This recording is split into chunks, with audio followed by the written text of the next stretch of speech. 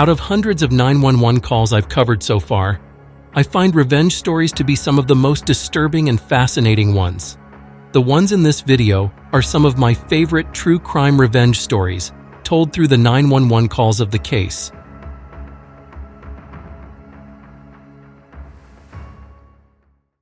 The tragic story of Britney Anderson's 911 call on February 2, 2021 has sparked a wave of heartbreak for the caller and praise for the dispatcher. Ambulance is the telephone number you're calling from? I don't know it. On my phone I see... Does that sound familiar? Hold on one second. Okay. Hello? This is the ambulance service. What's the telephone number? I need an ambulance. I've been shot. Okay, what's the address where you need the ambulance? Okay. I've got help coming. Just repeat that address to make sure I have it right, okay? Okay, tell me exactly what happened. I can't explain. I'm in consciousness right now. Okay. Well, I've got a lot of help coming to you, okay? You're going to hear silence for just a second while I get everyone started, but don't hang up. I'll be here. Okay. Okay, ma'am, are you alone? Hello? No. Are you alone? No. My kids have been shot. Who has? My kids. I'm dying. I'm still here with you, okay? How many people are hurt? I don't know. You don't know? Okay. Help is already on the way, okay? I'm dying. Please. Yes, ma'am. They're already on their way to you. The questions won't slow them down at all. Bear with me. I'm terrified. When did this happen? Yeah. Is the assailant still nearby? Can you hear me? Is the attacker still nearby? Yeah. Okay. Is there any serious bleeding? I don't know. Okay, that's all right. Again, they're coming as fast as they can, okay? I'm hurting. Okay, they're coming as fast as they can. I'm here. All right. I hear one baby. All right, well, I'm going to stay on the line with I you. see one Okay? baby. But I don't hear my other kids. You don't hear your other I've kids? been screaming. How many kids were there? I have 8 kids. You said 8? Yes. All right. What's the name of the person that did this to you? I can't say. You don't know his name? I can't say. Okay. Well, they're coming as fast as they can, okay? I'm still here with you, okay? Okay. Is the person still there with you? Ma'am, can you hear me? Yeah, I'm here. Okay. I've got a lot of help coming to you guys, okay? Are you still with me? I'm here. Okay, they're coming as fast as they can, okay? And I'm still here. Oh. I promise they're coming as fast as they can. I'm still here with you. Just let me know when there's someone there. Yes, my mama. What's her name? What's your mom's name? No, Okay. And then what is your name? Britney. You said Remy? Britney. Brittany, okay. Brittany, what's your last name? Anderson. Anderson, okay. Okay, ma'am, I'm going to let you go now. The officers are going to take care of you, okay? No worries. They're getting ready to call you on the phone. Okay. Okay, and they're going to call from a private or a blocked number, so make sure you answer, okay? I'll let you go so they can call you. Britney Anderson, a 27-year-old mother, placed a desperate 911 call after being shot, panicked about the safety of her children, all 5 of whom had been shot as well. The man responsible, Jaron Dejan Pridgen, initiated the call himself before passing the phone to Britney. His voice can be heard in the background, revealing his presence during the call. Britney's denial of knowing Pridgen was likely out of fear of retaliation. The investigation revealed that Pridgen was actually close to Britney. Some of the deceased children were his. When police arrived, Pridgen attempted to flee but was quickly apprehended. Pridgen was charged with 6 counts of first-degree murder. The victims were Cadence Anderson, 9 years old, Neve Pridgen, 6 years old, Harmony Anderson, 5 years old, Jidus Pridgen, 3 years old, Jalaya Pridgen, 1-year-old, and Pridgen's own brother. He was also charged with 1 count of shooting with intent to kill Britney and 1 count of possession of a firearm after conviction. Britney recovered from her injuries, but admitted to having survivor's guilt a year later. She mourns the loss of her children and believes she should have been in their place. The trial has faced delays for various reasons, but the DA is pursuing the death penalty. Paramedics who responded to the call stated that the events of that day will stay with them forever. A GoFundMe was set up to help the family. Our hearts go out to Britney and her family during this difficult time.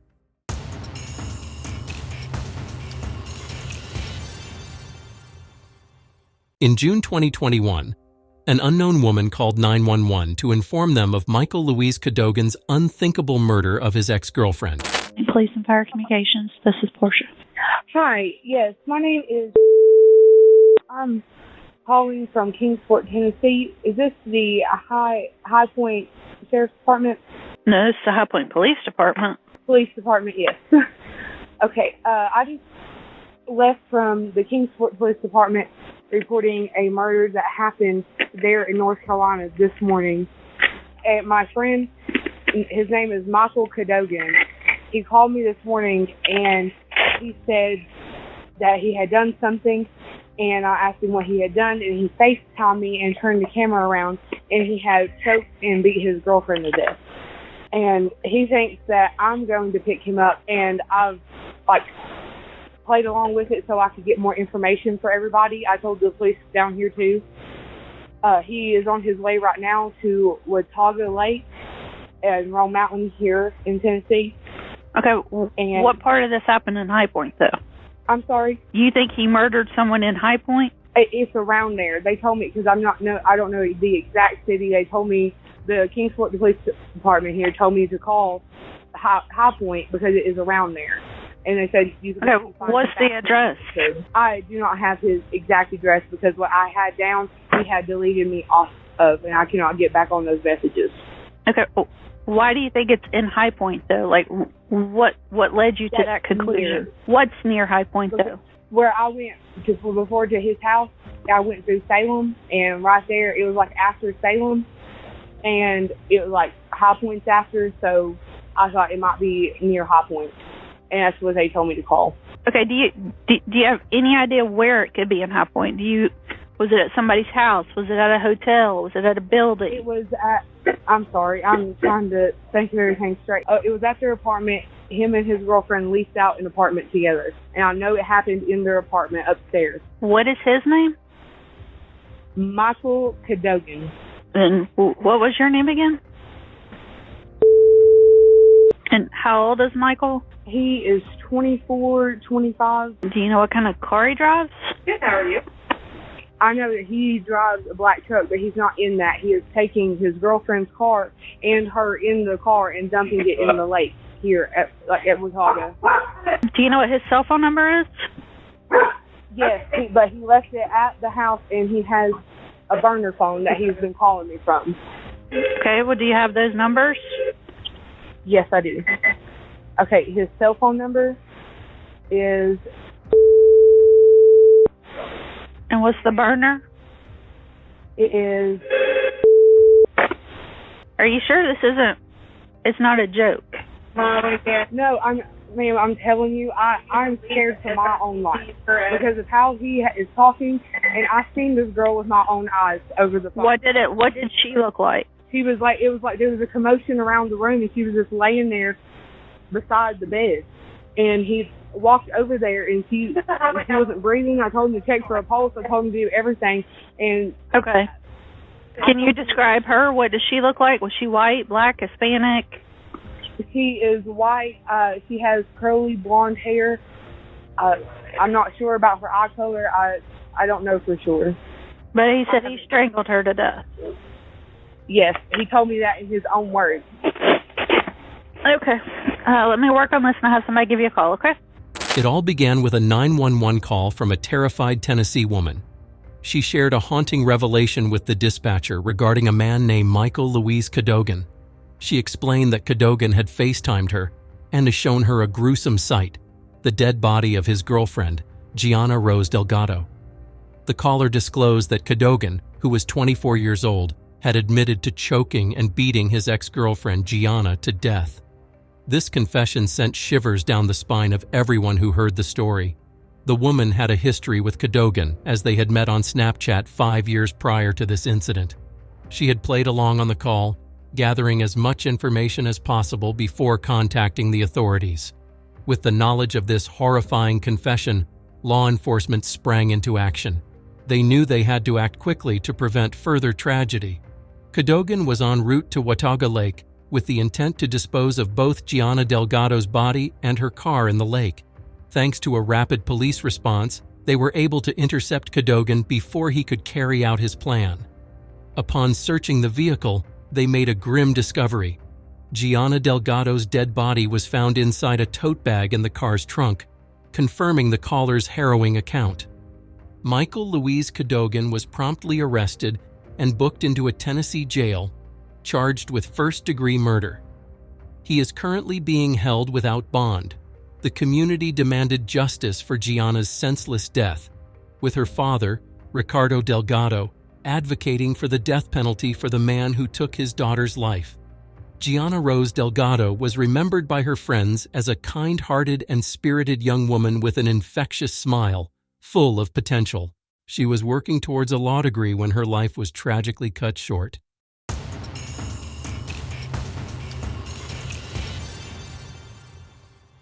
In February 2014, Samira Frash was found by the family's maintenance man floating dead in her swimming pool. This is the 911 call and the story that followed. 911 with the address of the emergency. Can I get an officer out here in Golden Eagle at 83 Center for him in this drive? There's a lady laying in the pool in her backyard in her pool. She's dead. Okay. All right. She's laying in the pool? Yes, ma'am. See, I don't know what happened. I just got here to do some work before I talked to her yesterday. And I'm at 83 for him in this right now. What's the phone number you're calling from? Southwest Rail. Okay. I've got somebody coming, but I need you to answer some questions while they're on their way, okay? Yes, ma'am. Are you in the patient now? Ma'am, I don't know. She got some kids. I don't know where the kids are. I don't know nothing. I just put up and I just walked back there in the pool area. She was laying in the pool. Okay. Are you with the patient now? No, ma'am. I'm sitting here looking at her. She's at the bottom of the pool. She's in the water? She's still in the water? She's still in the water. Do you know how old she is? No, ma'am. Just approximately? Well, I think she's about 30-something. Okay. Is she awake? No, ma'am. She's dead. Okay. Well, I just have to ask these questions, okay? Just stay with me. Oh, man. Is there any way you can jump in and get her? Ma'am? Is there any way you can jump in and get her? I probably can. But I prefer the officer to be here before I touch, because I don't know how long she's been in there. Okay. All right, sir. Nobody wants to jump in and try and get her out? Well, ma'am, she's been in there. I don't know how long she completely gone. And I want y'all to come take pictures of it before I take her out. Okay. All right, sir. How many people are there with you? Just me and my son. Nobody else. Just me and my son here. Okay. All right. And where are her kids? You said I don't know, ma'am. Somebody had to kill her. All right. We've got somebody around there. Wait. Okay. I just need you to stay right there. Just stay in the front yard, okay? Yes, sir. All right. Thank you. On February 22, 2014, a somber discovery unfolded in the heart of Tallahassee, Florida. Gerald Gardner, a maintenance man, arrived at the lavish mansion of Samira and podiatrist Adam Frash setting in motion a sequence of events that would unravel the mysteries surrounding a tragic incident. The Frash's luxurious residence, a symbol of their 5-year marriage, became the backdrop for an unforeseen tragedy. Their relationship, marked by both highs and lows, was about to face its most severe test. As Gardner and his 14-year-old son approached the house, the usual tranquility was disrupted by the owner's dog running freely by the pool. It didn't take long for Gerald to comprehend the chilling reality. Samira Frash, lifeless in the pool's deep end, dressed in a floating leopard print robe. At 11 a.m., Gerald made a distressing call to 911, setting the stage for a tragic investigation. First responders arrived, pulling Samira from the water. Despite efforts to revive her, the 38-year-old was declared dead at the scene. The autopsy results painted a grim picture. Samira's demise resulted from drowning and blunt force trauma to the head. The medical examiner labeled it a homicide, but struggled to pinpoint the exact time of death. Suspicion immediately fell on Adam Frash, Samira's husband, as the prime suspect, with a history of a tumultuous relationship. Adam, a podiatrist, claimed ignorance of his wife's death when approached by the police. His inconsistent statements raised eyebrows, and investigators delved deeper into the couple's troubled history. Samira, a former fashion model, filed for divorce in December 2013, citing threats from her husband. The police began to piece together a complex puzzle. Adam Frash's legal troubles multiplied. Facing child custody charges and later possession of a firearm while on bond, he found himself entangled in a web of legal complexities. Leveraging his medical background, Frash questioned the evidence against him in an open letter from prison, introducing an additional layer to the unfolding drama. Almost 3 years after Samira's tragic end, Adam Frash faced a first-degree murder charge. The prosecution argued he staged the crime scene to hide DNA evidence, presenting a compelling case. Key evidence included Samira's DNA on a golf club and testimony from a cellmate who claimed Frash confessed. The defense countered with circumstantial claims, suggesting someone else might be responsible. Frash's appeal for a new trial was denied in 2019, reinforcing his life sentence for the murder of Samira Frash. The legal saga had reached its conclusion, leaving behind a cautionary tale of love gone awry. In the aftermath of this tragic tale, the Frash case leaves an indelible mark, urging society to reflect on the complexities of human relationships and the pursuit of justice in the face of devastating loss.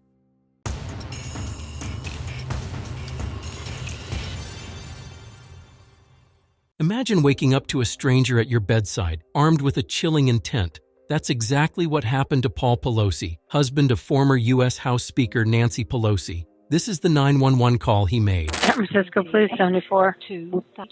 Oh, I guess I called by mistake. What is this? This is San Francisco Police. Do you need help? Oh, well, there's a gentleman here just waiting for my wife to come back. Nancy Pelosi. He's just waiting for her to come back, but she's not going to be here for a day, so I guess we'll have to wait. Okay, do you need police, fire, or medical for anything? I don't think so. Okay. Is the Capitol Police around? No, this is San They usually Francisco. protect my wife. They're usually here at the house protecting my wife. No. This gentleman just came into the house, and he wants to wait here for my wife to come home. And so, anyway, he told me to put the phone down. Do you know who the person is? No, I don't know who he is. He has this. He's telling me not to. He's telling me not to do anything. Anyway, this gentleman says that he thinks everything ought to. He's telling me to put the phone down and just do what he says. Okay. Okay, what's the gentleman's name? I don't know. What's that? My name's David. The name is David. Okay, and who is David? I don't know. What's that? I'm a friend of theirs. Yeah, he says he's a friend, but as I said, I've never. But you don't know who he is? No, ma'am. Okay. He's telling me I'm being very leading, so I got to stop talking to you. Okay. Okay. You sure I can stay on the phone with you just to make sure everything's okay? No, he wants to get that all off the phone. Okay? Okay. Thank you. Okay, bye. In October 2022, this incident unfolded in the Pelosi residence, bringing fear to the home of Paul Pelosi, the spouse of former U.S. House Speaker Nancy Pelosi. At a little past 2 a.m., the victim, Paul Pelosi, woke to a chilling sight: a stranger wielding a large hammer and white zip ties standing by his bedside. The intruder, later identified as 42-year-old David DePop, was on a mission to find Nancy Pelosi.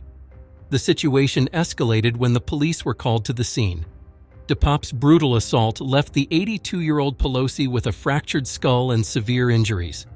As the police intervened, tackling and disarming DePop, the victim remained unconscious, surrounded by the aftermath of the encounter. Swiftly, law enforcement arrested DePop on charges of assault, attempted murder, and attempted kidnapping. Shockingly, he possessed a list of other politicians he purportedly planned to target. His intentions became disturbingly clear that night. The assailant, David DePop, allegedly revealed his motivations during the assault, expressing a desire for the truth from Nancy Pelosi. His not guilty plea in court contrasted with a shocking apology issued to the public during a call with Fox News. Despite entering a not guilty plea, his unorthodox public apology raised eyebrows. As legal proceedings unfolded, his trial date was set for October 2023, promising a closer examination of the motives behind the harrowing attack. Meanwhile, as the legal drama played out, Nancy Pelosi reported that her husband, Paul Pelosi, was on the path to recovery from the life-threatening injuries inflicted by the assailant.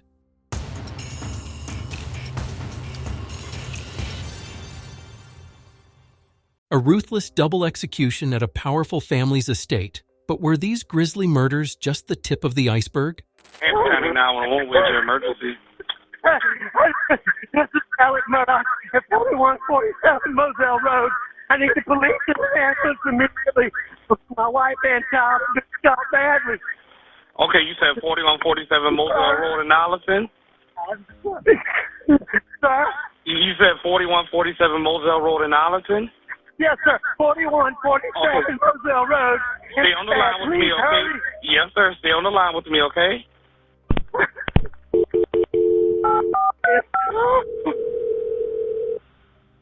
Hello? I'm still here. Stay on the line. I'm still here, okay? Okay. Conner County Communications. Collison, I have an Alex Murdaugh on the line, caller from 4147 Moselle Road. He's advising that his wife and child was shot. Okay, and sir, give me the address again. It's 4147 Moselle Road. I've been up to it now. It's bad. Okay. Oh. Okay, and are they breathing? No, ma'am. Okay, and you said it's your wife and your son? My wife and my son. Are they in a vehicle? No, ma'am. They're on the ground out at my kennels. I talked to you last week. Okay. Did you see anyone? Okay. Is he breathing at all? No. Nobody. Is she? Okay. Do you see anything? Do you see anyone in the area? No, ma'am. No, ma'am. What color is your house on the outside? What color is your house on the outside? It's white. You can't see it from the road. Okay. Is it a house or a mobile home? It's a house. Okay. And what is your name? My name is Alec Murdaugh. Okay. Did you hear anything, or did you come home and find them? No, man. I've been gone. I just came back. Okay. Was anyone else supposed to be at your house? No, ma'am. Please hurry. We're getting somebody out there to you. Oh. Oh, man. Oh. Okay. What is her name? Maggie and Paul. Maggie is her name? Yes, ma'am. Okay. And please hurry. We're getting somebody out there to you. Me asking you these questions, don't slow them down, okay? And you sure they're not breathing?